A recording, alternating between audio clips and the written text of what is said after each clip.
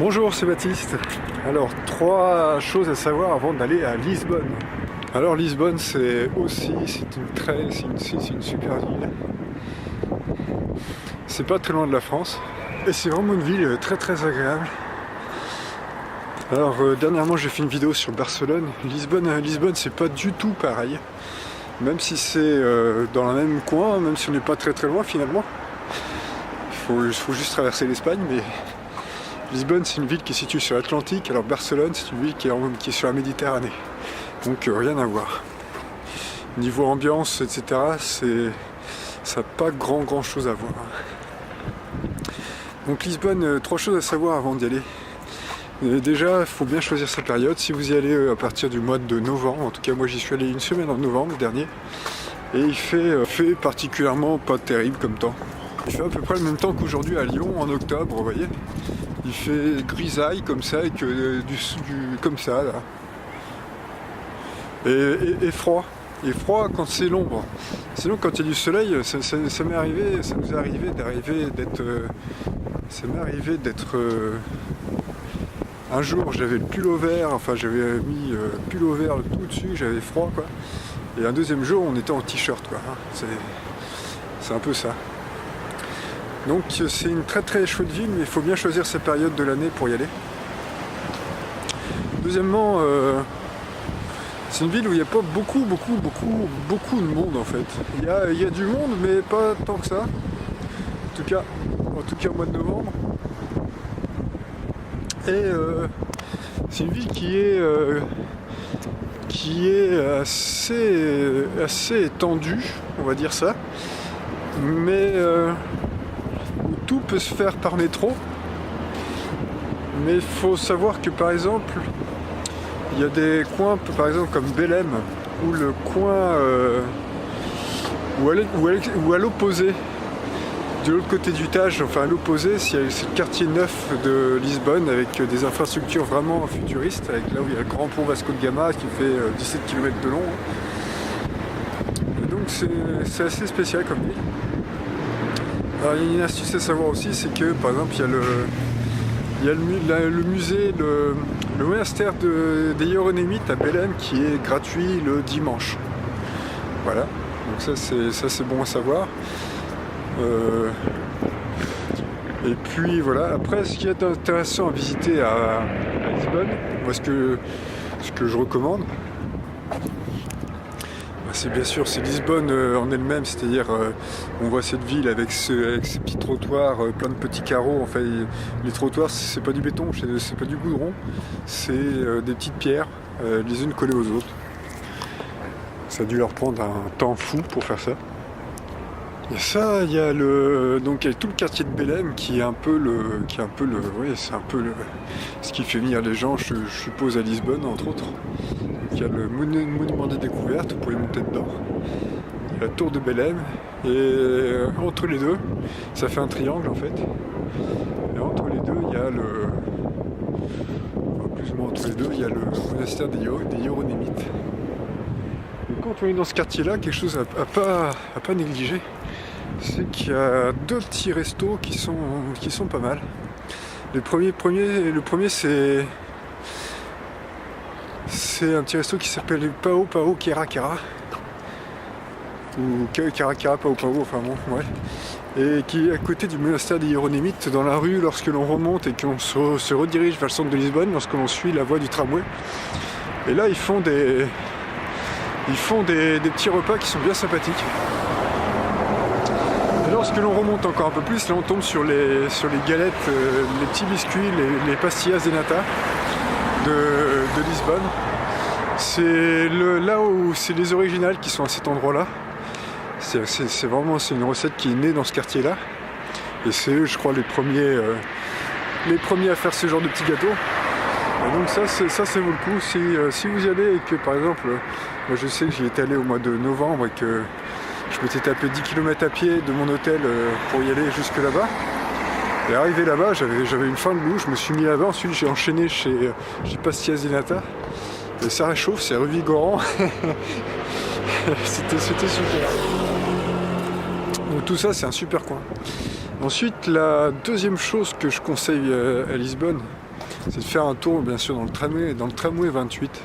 Le petit tramway en bas, en bois, là, qui est des années 1900, du début des années 1900, qui fait en fait, qui relie tous les points un peu touristiques de Barcelone, de Lisbonne, pardon.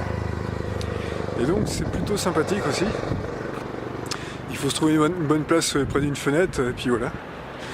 Et c'est parti, je crois, pour une bonne demi-heure, 3/4 d'heure, voire une heure où on fait le tour comme ça. On peut descendre aux stations, mais ça permet vraiment de visiter Lisbonne de façon typique en fait. Une autre chose à voir, c'est le musée des Azuleros, qui est situé plus vers le quartier moderne en fait, et qui est sympathique aussi. Il y a une ligne de bus qui y mène directement, il y a un arrêt de bus. Et c'est sympa, les Azuleros, c'est les fameuses carrés de faïence portugais peints à la main. Et donc là-bas, ils ont tout un musée qui est avec des fresques et avec un coin de restauration qui est derrière des vitres, ce qui fait qu'on peut voir les gens qui travaillent dans la restauration des Azuleros. Et c'est pas mal. Après, une chose à voir aussi qui est sympathique à Lisbonne, puisqu'on est à peu près dans le même quartier, c'est le quartier de l'Alfama. Là, c'est l'ancien quartier, c'est un des plus vieux quartiers. C'est des maisons assez hautes, resserrées par des petites ruelles étroites. Et c'est là où il y a les quartiers, c'est là où il y a les clubs de fado. Donc moi, je suis allé à la Baiurca, c'était pas mal. C'est petit, c'est une toute petite salle. Et donc ça fait restaurant. Le repas était très bon. C'était en plus bon marché, c'était un bon prix. Et les chansons étaient sympas comme tout, quoi. C'était vraiment pas mal, avec un ou deux musiciens qui étaient planqués derrière dans un coin, puis ils chantaient comme ça. Et la salle fait quelques mètres carrés. La salle fait quoi? Fait peut-être une trentaine de mètres carrés, une quarantaine de mètres carrés à tout craquer, quoi. Et par contre, il faut réserver. Et c'est ouvert le mardi et le jeudi, si je me rappelle bien. Sinon, il y a le club des fados, qui est plus vers le centre, qui lui est plus huppé. Au début, j'ai hésité entre l'un ou l'autre. Et finalement, je suis allé à la Baiurca. Le club des fados a l'air d'être plus huppé. Il est très très réputé aussi. C'est qu'il y a les grandes pointures du fado qui vont. Bon, moi j'y suis pas allé, mais apparemment c'est bien. Par contre, c'est pas du tout le même tarif, hein, c'est pas le même prix. Il n'y a qu'à voir la carte qui est exposée dehors, c'est pas du tout c'est pas la même eau là. Après, une chose qui est sympa bien sûr à voir à Lisbonne, c'est en face en fait, c'est à Caixas. Caixas, c'est une petite station qui est juste en face de Lisbonne.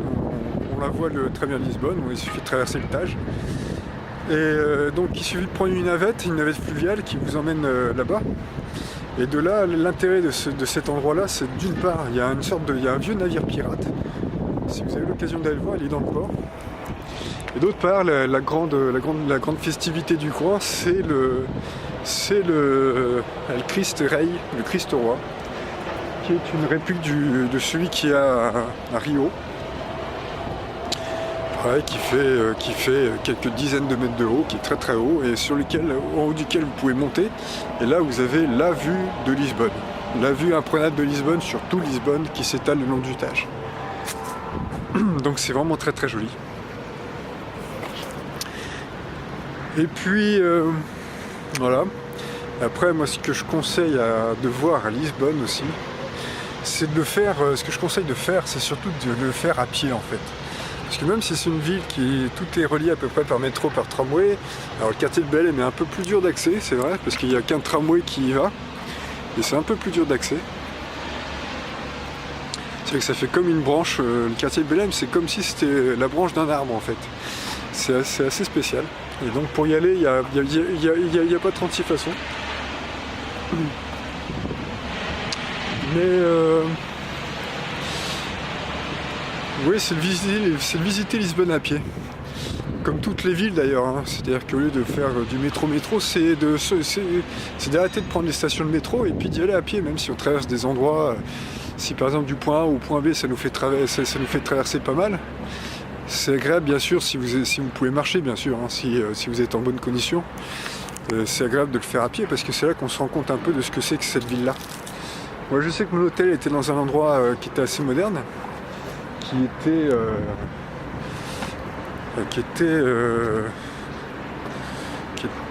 vers le nord, qui était assez proche de l'aéroport en fait, qui était plus, vous voyez, qui était un peu plus excentré. Et donc c'est un endroit assez moderne. Et pour rejoindre le centre-ville de Lisbonne, il fallait quand même faire pas mal de marches à pied, mais ça m'a permis de voir ce que c'était en fait que cette ville-là. C'est-à-dire que c'est pas seulement un endroit hyper touristique, et même dans cet endroit moderne, les trottoirs étaient en petits pavés comme ça. Mais c'est assez particulier comme ville. C'est un mélange d'anciens et de nouveaux, un peu entremêlés. Voilà. Donc faut pas hésiter à la découvrir à pied.